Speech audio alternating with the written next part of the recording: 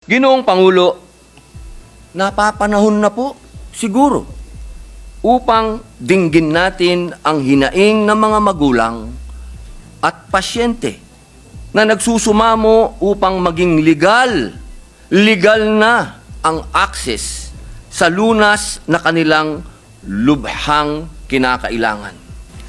Ako po si Bato, galit pa rin sa mga nagbibinta at gumagamit ng bato. Sabi nga nila, consistency is the key. Pero ako po may puso rin. Malayo po sa pusong bato na imahe na kinakabit sa aking pagkatao. Naniniwala po ako na hindi natin dapat ipagkait sa mga pasyente ang gamot na maaaring makapagbigay ng ginhawa sa mga kababayan nating may sakit. At yun po ang pharmaceutical grade cannabis. Sa ating publiko, don't panic. Pinunong mayoriya sa mga kagalang-galang na miyembro ng lupon na ito, matapos po ang ilang buwan ng pag-aaral, konsultasyon at pagdinig ng subcommittee na pinamunuan po ng inyong lingkod, ikinalulugod ko pong ihain sa plenaryo ang Senate Bill number 2573 sa ilalim ng ulat komite bilang 210 para sa panukalang Cannabis Medicalization Act of the Philippines.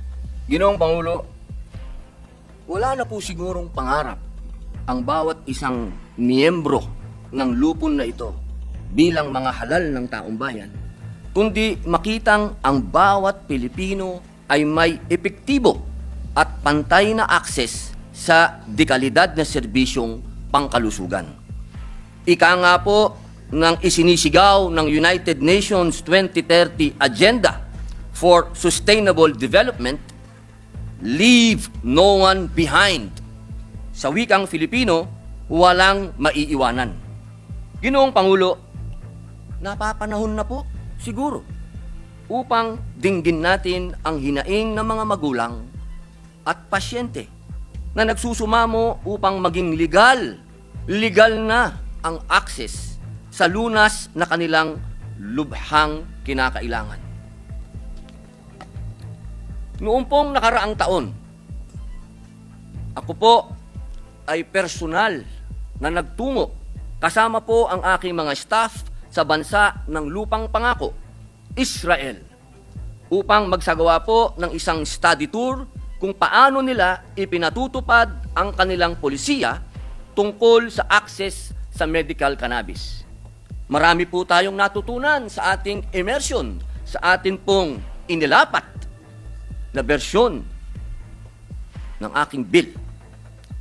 Sa puntong ito, hayaan po ninyong ilahad ko ang mga mahalagang probisyon ng landmark legislation na aking pong inihahain sa bulwagang ito. Una, sa pagsasabatas po ng legal na access ng mga lehitimong pasyente na nangangailangan ng medical cannabis. Layon po nating bumuo ng Philippine Medical Cannabis Authority, PMCA, sa ilalim po ng pangangasiwa ng Kagawaran ng Kalusugan o Department of Health, DOH. Ibinatay po natin ang anyo at istruktura ng PMCA sa Israel Medical Cannabis Agency, IMCA. Sa ilalim po ito ng Israel Ministry of Health na siyang otorisado para sa pag-issue ng permit sa mga pasyente o lisensya para makagamit po ng medical cannabis. Ang isa sa mga malalaking tanong, sino po ba ang ituturing na qualified patients para maka-access sa medical cannabis treatment? Ang kwalipikadong pasyente po ay isang tao na na-diagnose ng sertipikadong doktor na may debilitating medical condition at maaaring makatanggap ng therapeutic at palliative benefits mula sa cannabis base sa kanyang sariling pasya. Binibigyang linaw po natin na ang medical cannabis ay complementary treatment na isasabay sa mga gamot na sadyang ginagamit na ng isang pasyente. Inatasan po ang mga pasyente na magparehistro sa PMCA na magkakaroon po sila ng ID number at mabibigyan ng registry card na may QR code po para sa verifikasyon. Para po sa mga pasyente na minor de edad, kinakailangan pa rin pong ipaliwanag ng sertipikadong doktor sa pasyente at sa kanyang custodial parent o legal guardian ang mga panganib at benepisyo ng paggamit ng medical cannabis bilang gamot. Magiging lehitimo lamang po ang reseta kung ito ay galing sa isang duly licensed physician na may good standing, walang nakaraan o kasalukuyang kriminal o administratibong kaso at holder ng S2 license mula sa PIDEA at dumaan sa pagsasanay mula sa PMCA. Para sa kaalaman ng lahat, ang S2 license mula sa PIDEA ay ibinibigay sa mga rehistradong doktor upang makapagreseta ng mga controlled substances. Pagdating po sa validity ng reseta, ito po ay magiging valid lamang sa loob ng 1 taon. Naglagay din po tayo dito, Ginoong Pangulo, ng mga grounds para sa revocation ng reseta. Kabilang na ang maling paggamit ng reseta at hindi pagsunod sa dosage at forma. Maging ang mga magiging industry players po nito, individual man o grupo, ay dadaan sa pagrerehistro upang makapagsagawa ng paglilinang, pagmamanupaktura, produksyon, dispensing, pananaliksik at pagpapaunlad, pag-aangkat at pagbebenta. Ang mga industry players pong ito ay mahigit natatalima sa mga regulasyon, patnubay at standard operating procedures na isinasaad ng batas. Pagdating po sa kultibasyon, produksyon at pagmamanupaktura ng cannabis para sa medikal na gamit, isinasaad na po ng panukala ang mga kondisyon na pamamahalaan ng PMCA, kung saan lamang maaaring isagawa ang mga nabanggit. Minumungkahit po namin na ang magiging legal na medical cannabis products ay limitado po sa mga sumusunod na anyo: edibles, pills, oil, tincture, flower, topicals, at inhalers. Papayagan lamang po natin ang importasyon ng mga produktong ito mula sa mga bansang may mahigpit na regulasyon at implementasyon sa nakalipas na 5 taon. Bahagi rin po ng regulasyon na ang pagsigurong ang mga i-import po natin na mga produkto ay siya ring ginagamit sa bansang panggagalingan nito. Ginoong Pangulo, siniguro din po natin ang paglalagay ng mga safeguards sa bawat hakbang mula kultibasyon hanggang sa mismong pagdating nito sa kamay ng mga kwalipikadong pasyente. Magkakaroon po tayo ng mga electronic monitoring systems in place upang masubaybayan ng pamahalaan at ng kinauukulan na ang lahat ay tumatalima sa mga limitasyong isinaad ng batas. Siyempre naman po, Ginoong Pangulo, nilinaw na rin po natin ang mga ipinagbabawal na gawi bilang bahagi ng panukalang batas na mayroong karampatang parusa sang-ayon sa sinasaad ng Comprehensive Dangerous Act of 2002. Halimbawa, ang isang kwalipikadong pasyente ay hindi maaaring gumamit ng medical cannabis maliban sa layuning pang-medikal at labas sa itinalagang treatment facilities. Naturalmente, bawal din po ang paggamit nito kasabay ng intoxicating at dangerous substances. Hindi rin po pinapayagan ang pagbebenta at pamimigay ng medical cannabis mula sa pasyente. Pagdating naman po sa mga sertipikadong doktor, ipinagbabawal po ang pagreseta ng medical cannabis kung walang S2 license, kung hindi kwalipikado ang pasyente, at kung hindi ito gagamitin sa paggamot ng isang medical condition. Bawal din po ang pagbibigay ng dosage na higit sa kailangan at pagtanggi sa pagpapanatili ng record ng bawat pasyente.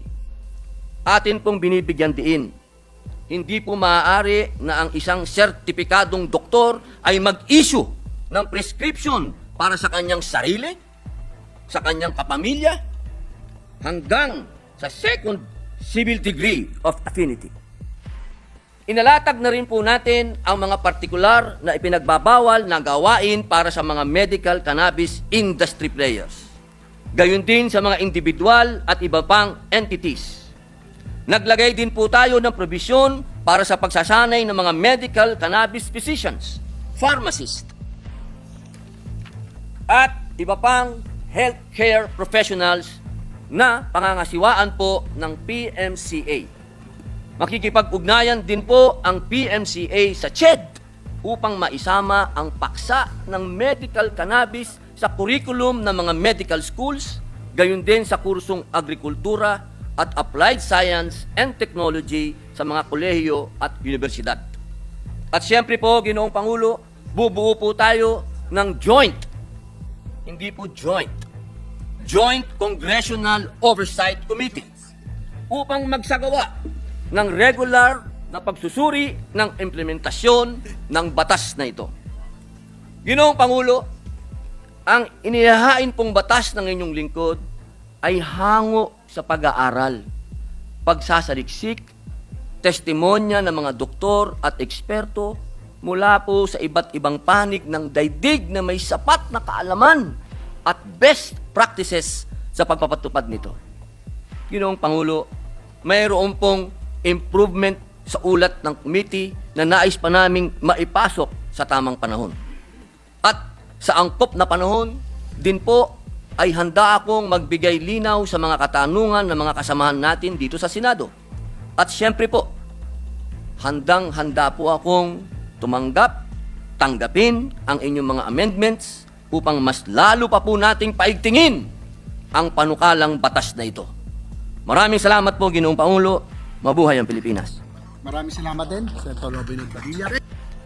Bilang ama, naniniwala ako na dapat ilayo ang ating mga mamamayan sa mga bagay na makasisira sa kanilang buhay at kinabukasan. Kaakibat ito, tungkulin ko rin bilang lingkod bayan na ilapit sa ating mga kababayan ang mga bagay na maaring magpaginhawa sa kanilang buhay. Kasama na rito ang mga maaring magsilbing lunas sa kanilang mga karamdaman. Ako po si Bato, galit pa rin sa mga nagbibinta at gumagamit ng bato. Sabi nga nila, consistency is the key.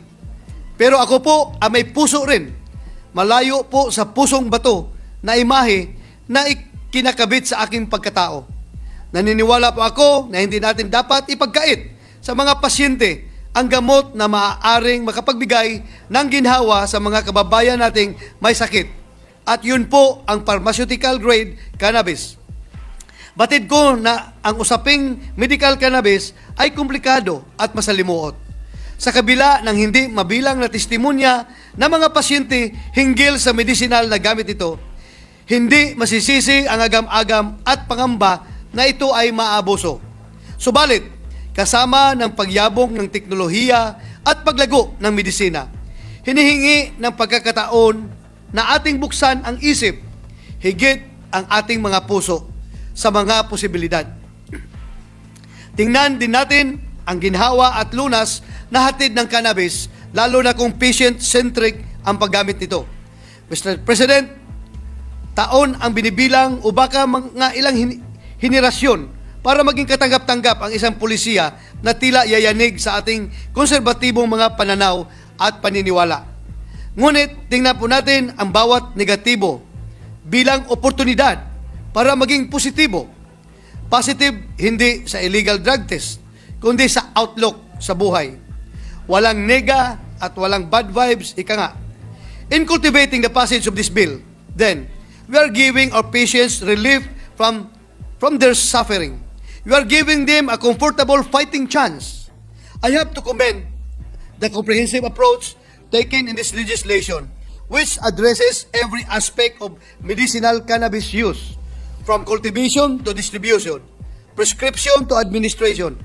The stringent licensing requirements of physicians, pharmacists, and industry players, along with the establishment of standardized procedures and monitoring systems, will uphold the highest standards of safety and accountability. Moreover, this act includes provisions against misuse and abuse, such as the prohibition of recreational use, strict penalties for violations, and measures to prevent diversion and illicit trafficking. By striking a balance between accessibility and control, we are promoting responsible medical use while safeguarding public health and safety. Kaysa po ako ng Philippine Drug Enforcement Authority, Dangerous Drugs Board, at Philippine National Police. And through our joint efforts, Mr. President, sisiguraduhin natin na may sapat na safeguards ang panukalang batas na ito hanggang sa huli para hindi magkaroon ng mga insidente ng pang-aabuso sa medical cannabis. Sa ating publiko, don't panic. Mr. President, healthcare needs an approach that is evidence-based as well as compassionate. The medical facts do well to help us understand the ways by which we can address and cure illnesses. But it is the people, the lives behind every sickness, that will weed out the truly caring from the merely knowledgeable, and today, we choose to be truly caring. Makasisiguro tayong lahat, Mr. President, na ito ay isang happy bill. It is high time that we pass this measure. Daghang salamat, Mr. President. Thank you, Mr. President.